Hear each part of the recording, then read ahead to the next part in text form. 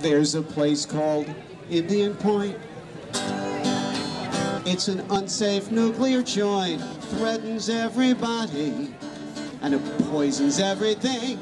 It's first on a public safety list. It's a target for a terrorist. We have a chance to shut it down. My name's Alfred Meyer, and I'm a volunteer with Physicians for Social Responsibility, the New York chapter.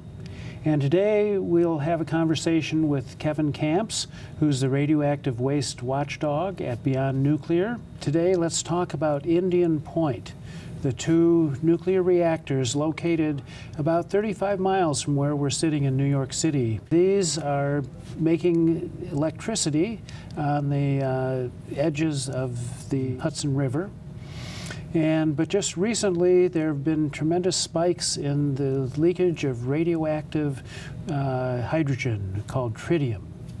Can you tell us what's going on up at the Indian Point nuclear reactor site? There have been leaks of radioactive water at Indian Point for a long time, for years, even over a decade. And one source of leakage was, frighteningly enough, the high-level radioactive waste storage pools at Indian Point have leaked radioactivity into the groundwater, and then into the Hudson River. So this isn't anything new, unfortunately, but what just happened recently is a very large spike in tritium concentrations in monitoring wells. There's a whole series of dozens of monitoring wells across the site to try to keep tabs on how bad the leakage is, and one of those monitoring wells, as documented by Governor Cuomo himself in a press statement, showed an increase from one day to the next of something like 65,000% in tritium levels. That's a big increase. Another way of saying that is a 650-fold increase in tritium levels. Do we have any idea what's caused that? Apparently the failure of a sump pump during a refueling outage recently. So I think there's still a lot of questions to be answered about where this tritium is coming from and where it's going. And Governor Cuomo has ordered several state agencies to look into this matter. And again, this is just the latest of a long series of incidents and accidents and mishaps and breakdowns at Indian Point just in the last year.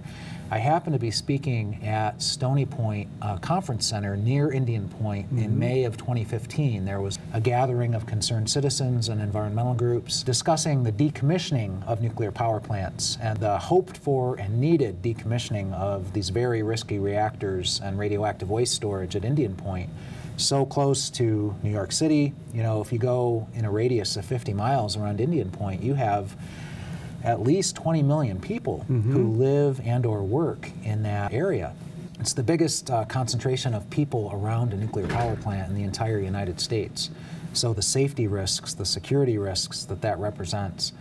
And just days after, there was a transformer fire at Indian Point, so pretty dramatic black smoke pouring out of the nuclear power plant, which during the firefighting activities related to that resulted in releases to the river, unfortunately. And so there has been this long string of problems at Indian Point. Sounds like it's a troubled facility, and curiously enough, or perhaps frighteningly enough, the Nuclear Regulatory Commission has a list of those reactor sites most at risk of earthquake activity. And Indian Point is at the top of that list. So we have these two reactors at the junction of two different earthquake fault lines. Indian Point was built a long time ago. Indian Point Unit 1 was actually built in the 1960s and has been long shut down, thankfully. But Indian Point Units 2 and 3, the two newer reactors, are themselves over 40 years old. And in fact, Unit 2 and Unit 3 are now operating on expired permits because the initial operating permits granted by the Nuclear Regulatory Commission are for 40 years. And unfortunately, the Nuclear Regulatory Commission has rubber-stamped around 75 license extensions to reactors in the United States. They give a whopping 20 extra years on top of the original 40 for a total of 60 years of operations. But there's been tremendous resistance to these license extensions at Indian Point.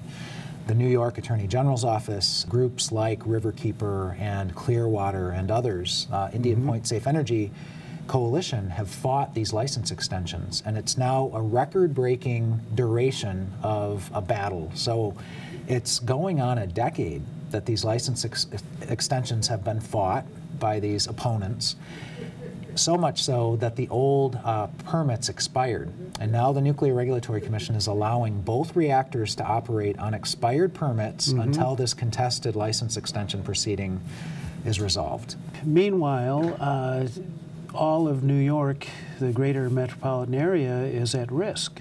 And this is what quite baffles me is we don't need the electricity from Indian Point. New York City's not going to go dark. The elevators are not going to quit running. The subway system won't stop running. We don't have to have Indian Point running. Yet, should there be some catastrophe there, this would conceivably require the evacuation of 20 million people from this area. So it seems really ill-advised that we'd be taking such a huge risk for the potential of catastrophe. Well, you have the safety risks at a very old nuclear power plant. So it's over 40 years old, and engineers refer to this as the breakdown phase. So systems are breaking down. We're seeing that at Indian Point almost once a month. They're having breakdowns of various sorts out there. Months. In addition to the safety risks of a geriatric nuclear power plant, you've also got the security risks. And I just reviewed a report written by Dr. Ed Lyman at Union of Concerned Scientists that he put out in 2004, 3 years after the attacks of 9/11 on New York City.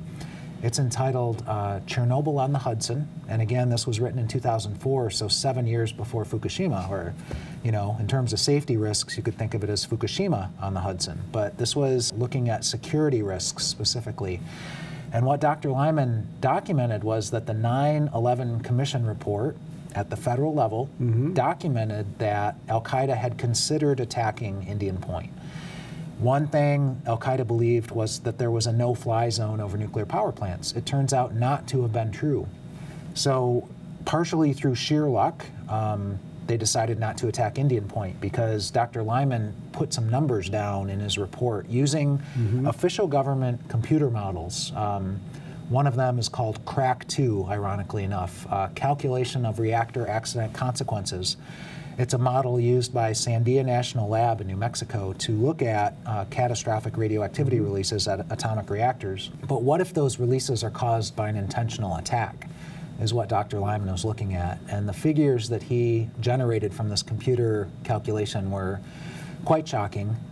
If there were to be a successful terrorist attack on Indian Point, there could be up to 44,000 acute radiation poisoning deaths. These are near-term deaths caused by exposure to high-level radioactivity. In terms of latent cancer fatalities, these could take years or decades to unfold in human bodies. We're talking over 500,000 latent cancer fatalities possible from this catastrophic radioactivity release. In terms of property damage, New York City has some pricey real estate, and so does the surrounding countryside in this area. And Dr. Lyman's figures were essentially $1 to $2 trillion in property damage. And again, this could happen due to an intentional attack at Indian Point, or it could happen due to an accident. Let's talk a little bit about the tritium in the water, because this is a great threat to the watershed, both to drinking water for nearby communities as well as to the larger Hudson River. Tritium is radioactive hydrogen that would go into radioactive water, and human beings are around 50% water. And so this radioactivity as an internal emitter could be incorporated into 50% of our body. Something that we experience all too often with nuclear utilities like Entergy, which owns Indian Point, but also the Nuclear Regulatory Commission at the U.S. federal government level that's supposed to protect public health and safety and the environment from the hazards of nuclear power and radioactive waste, is deception and obfuscation.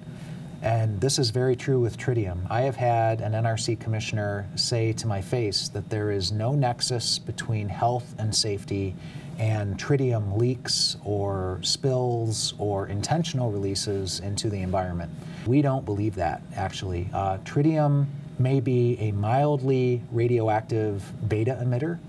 But that's external exposure. If you ingest tritium, whether it's in your drinking water or it's in the food that you eat because it's incorporated into the food chain and concentrated there, and this tritium goes wherever hydrogen goes in the human body, which is everywhere in the human body, right down to the DNA molecule, it can do tremendous damage at that level. And another deception is that the Nuclear Regulatory Commission, the industry say, oh, tritium is not only mildly radioactive, but it passes through the human body relatively quickly.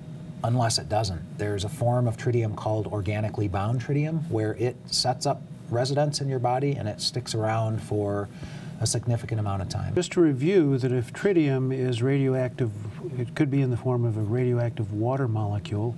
It could be released from a nuclear reactor in the form of steam, and then be in the water vapor. It could go whichever way the wind blows. It could then precipitate out as rain. It could fall onto your organic vegetable garden, and thereby, you know, the crops that you're so lovingly tending could actually be incorporating radioactive water into it that you then take into your body when you were to eat those plants. A radioactive steam release that comes to mind at Indian Point happened in February of 2000. It was a steam generator tube rupture. And so granted, yet again, this was even before Entergy took over at Indian Point, but both the company that operated Indian Point at the time and the Nuclear Regulatory Commission downplayed the significance of the radioactive steam release because it was a small quantity of radioactive steam. But the much bigger issue was the potential for a reactor meltdown because of this incident. So if you blow a steam generator tube, you are taking a very big risk that you're going to have a cascading failure of multiple tubes. And if you fail enough tubes in a radioactive steam generator, you can actually lose cooling to the core of the reactor, and that can lead to a meltdown. And this was a classic example of this breakdown phase of old reactors. And this was 16 years ago at Indian Point. And so their steam generator tubes had grown very thin to the point of breaking, and one of them did. So it was a close call. Well, suffice it to say that these facilities operate under very demanding circumstances, that the temperatures involved in the radioactive exposure to the components of these highly complex plants really puts so much at risk. And Indian Point is called a pressurized water reactor, and that's another extreme condition besides the intense radioactivity, the very high temperatures, over 500 degrees Fahrenheit, that the cooling water is at in the core of this operating reactor and those steam generator tubes. You've also got, because it's a pressurized water reactor, you've got 2,200 pounds of pressure per square inch on the metals in the primary loop. And that's one of the issues that Governor Cuomo has pointed to as a reason that Indian Point has to be shut down, has to be retired, is the embrittlement of the reactor pressure vessel at Indian Point. And this is an issue I'm familiar with from another Entergy plant, another pressurized water reactor in Michigan called Palisades. So Palisades is already into uncharted territory of risk when it comes to this brittleness of the 8-inch thick reactor pressure vessel walls. They're that thick because they have to hold this tremendous pressure. But the neutron radiation coming off the core has poked microscopic holes like Swiss cheese in that metal. It's very brittle, and the same thing is happening at Indian Point. The year 2025 comes to mind as kind of a threshold at Indian Point, but they're already very embrittled at Indian Point.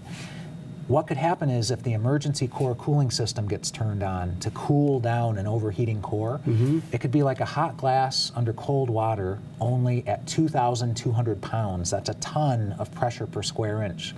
What can happen is a through-wall crack can be driven through that 8-inch thick reactor pressure vessel wall. That liquid cooling water will instantly turn to steam, escape from the reactor pressure vessel. You have an uncovered core, which will then melt down. There's no contingency to prevent that. The meltdown could go through the bottom of the reactor pressure vessel, through the foundations of the containment building. It could escape into the environment. That's what has happened at Fukushima Daiichi. You could have a catastrophic radioactivity release, and again, those numbers are just off the charts bad. As we know in Fukushima, if the wind had been blowing the other direction, Tokyo would have had to have been evacuated. And I would suggest that if Tokyo was evacuated, it would upend the world financial system. And that we're taking that same risk here in New York, operating Indian Point, that New York is a nerve center of the world financial system. To threaten its ongoing functioning seems to be very ill-advised. Well, the Prime Minister of Japan, who served during the beginning of the Fukushima Daiichi nuclear catastrophe, Naoto Kan, spoke in New York in late 2013, and he said publicly, as he had before, for about a year and a half before his speech here in New York, that he had secret contingency plans in the works for what his chief spokesman, the cabinet secretary, Adano, referred to as a demonic chain reaction of reactor meltdowns and pool fires. That's what they were facing in March of 2011. And yes, they did see 3 atomic reactors at Fukushima Daiichi melt down with catastrophic radioactivity releases to the environment that continue to this day. Lesser levels than in March and April of 2011, but they're still releasing radioactivity. This is 5 years on now. So what Kan admitted to that day was that if Tokyo had been evacuated, that's 35 million people. If all of Northeast Japan had been evacuated, that's 50 million people. What they were worried about was not just 3 reactors at Daiichi, but another 4 reactors melting down just 8 miles south at Fukushima Daini, which survived this catastrophe by a single off-site power line. That's why those 4 reactors didn't melt down. But in addition to the reactors melting down, the pools catching on fire was an even bigger worry. And that was because the pools are not located in a radioactive containment structure. And the same is true here in the United States. They were worried about multiple pools going up in flames, releasing mega catastrophic amounts of radioactivity into the environment. And is it true that there's more used nuclear fuel that is terribly hot in temperature and radioactivity, but there's more spent nuclear fuel at Indian Point than there was at Fukushima? The high-level radioactive waste storage pool risks in the United States, including at Indian Point, are much worse than those same risks in Japan, because in Japan, fuel is taken out of the pools and it's shipped to another place. But here in the United States, the pools are kept as full as possible as a money-saving measure, because they have the pools. They've been built decades ago. And they take full advantage of these pools, and they remove as little waste as they can from those pools, just enough to make enough room that they can keep operating these reactors. Because when a reactor refuels, an old, used, spent, no longer useful, highly radioactive nuclear fuel comes out of that operating reactor, they have to put it in the pool for 5 years for thermal cooling and radioactive decay. And after that point, it can come out of the pool and go into outdoor dry cask storage, which they also have going on at Indian Point, right on the banks of the Hudson River. So the pools are full in the United States, so much so that the density of the fuel in the pool is approaching that of an operating reactor core. The only problem being there is not 8-inch thick steel reactor pressure vessel containing the pool. It is a warehouse-type facility with no radiological containment, and they're actually approaching nuclear criticality levels in the pool. They have to take extraordinary measures to prevent nuclear criticality in the pool. Metal sleeves between fuel assemblies that are impregnated with boron to absorb neutrons, boric acid dissolved in the pool water to prevent nuclear chain reactions in these so-called spent fuel assemblies. And it's just a huge risk of losing that cooling water supply in the pool acutely, suddenly through a drain down, whether that's an intentional attack taking place or an accident like dropping a heavy load in the pool and punching a hole in the floor. Once you lose the cooling water, the worst case scenario is a partial drain down, where the water is in the bottom of the pool, but the fuel is exposed above the water level. Very quickly, that fuel is going to reach the ignition temperature of the zirconium metal cladding of the fuel rods and catch on fire. And once that happens, you are going to have catastrophic releases of things like cesium-137 into the environment, because again, there is no radioactive containment structure over the pool. It's a warehouse type facility. In the original plans, the notion was that we would be taking used fuel out of the pools and sending them off to a geologic repository. But because that has not happened to date, the pools are getting full and, in fact, overfull. So we're really going beyond design specifications for storing fuel this way. We're also using high burn-up fuel. Can you make any comments about that and the dangers that that adds? It's a part of the greed-driven philosophy of the nuclear power industry and its complicit regulator, the Nuclear Regulatory Commission. They call it high burn-up fuel. It means it's more enriched in uranium-235 content. That's the fissile material in uranium fuel used in reactors to generate heat and electricity by splitting those atoms. And they've enriched it with more of the uranium-235 just so that they can squeeze more electricity out of atomic reactors for a longer period between refueling outages, because when they come down to refuel, they're not making electricity, they're not selling electricity and making a killing. And so they try to keep those reactors operating for as long as possible by boosting the uranium-235 content. So what does that irradiated nuclear fuel look like when it comes out of the reactor at high burnup? It's more radioactive than the previously so-called low burnup fuel. It's more thermally hot, which means it needs to spend more time in the cooling pool, the risks there. And there's real questions, and we do not, as a society, have the answers. How is the metal cladding of high burnup fuel going to perform over time? And irradiated nuclear fuel remains hazardous forever into the future. I mean, 1 million years or more. Some of the radioactive poisons in high-level radioactive waste remain poisonous, have to be isolated from the environment. The first line of defense for isolating it from the environment is the actual ceramic pellets of uranium. The next line of defense after that is this exceedingly thin-walled metal zirconium cladding on the fuel rods. Those pellets and that cladding are under tremendous duress, and very likely we're going to see fuel failures with this fuel over short periods of time. It certainly paints a bleak picture for Indian Point and the history of its difficulties with various malfunctions. But what can we actually do about it? What difference can people make? Well, the good news in New York State is that Governor Cuomo and Attorney General Schneiderman are doing really good work to try to close down the Indian Point reactors. So we've talked a bit about Governor Cuomo and his responses to all these accidents and incidents and spills and leaks. Attorney General Schneiderman has really been a lead in the entire country on challenging what the Nuclear Regulatory Commission previously called nuclear waste confidence, and they've changed the name because it's gotten such a bad reputation to another phrase, continued storage of spent nuclear fuel.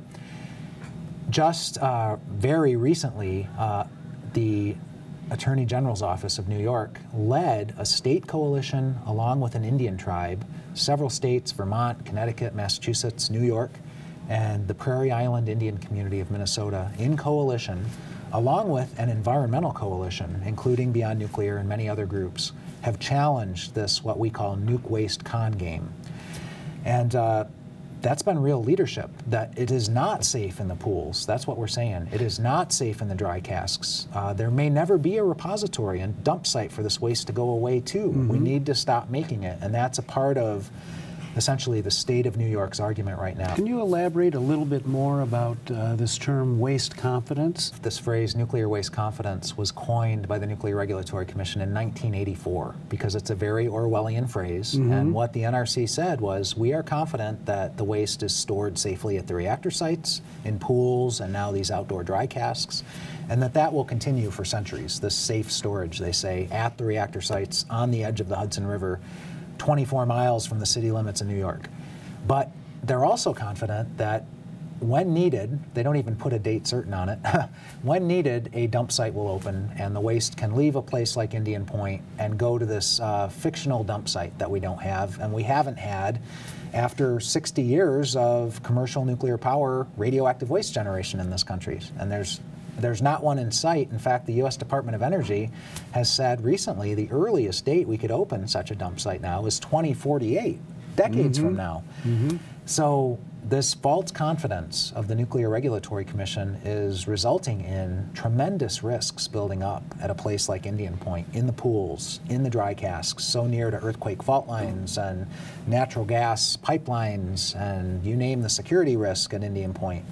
And the radioactive waste is some of the most vulnerable radioactive risks at any nuclear power plant because of how it's stored. And to summarize, you use the term a con game, and I think it's, to me, emblematic of the fact that although nuclear power is sold to us as being clean and green and low carbon, that in fact there is a bit of a confidence game going on, that anything that leaves behind the most dangerous elements known to mankind that will remain dangerous for millions of years, how in the world can you say that that's a clean energy source? And you had asked what people in New York can do. So residents of New York State, you know, this feels good. Make a phone call, send an email to Attorney General Schneiderman and thank him and his staff for their leadership at the national level for addressing this nuke waste con game and shining a very bright light on these risks at Indian Point, in the pools, in the dry casks. We need to stop making radioactive waste at Indian Point. Well, hopefully we'll find that in the near future the facility will be closed down. And folks can follow up with a phone call to Governor Cuomo and thank him and his administration for calling for the shutdown of Indian Point, for traveling up to Indian Point right away in May of 2015 when the transformer fire took place and the oil spill into the Hudson River took place. He was on the ground. He was there calling attention to these risks. Well, good. Well, I hope that people will take those actions and really thank and encourage our elected leaders to continue to promote for our well-being and public health. Folks can follow up by calling, for example, the U.S. senators from New York. So New York senator is going to be the Democratic leader, Senator Schumer, in the U.S. Senate, and wields a lot of power, and has recently said that, well, if we don't have ready replacement for Indian Point, then we have to keep it operating. Well, it's been shown time and time again that Indian Point is not needed for the electricity of New York City or the state in general. There are alternatives to Indian Point's electricity supply. So given the risks, the senator needs to be educated that it's just too risky and there are ready alternatives and it's time to shut it down. Well, thank you so much. There's a place called Indian Point. It's an unsafe nuclear joint, threatens everybody, and it poisons everything. It's first on a public safety list. It's a target for a terrorist. We have a chance to shut it down. This is why we sing. This is your part. It goes like, kiss your ass goodbye. Kiss your ass goodbye. If we don't close Indian Point, kiss your ass goodbye. Kiss your ass goodbye. Kiss your ass goodbye. If we don't close Indian Point, kiss your ass goodbye.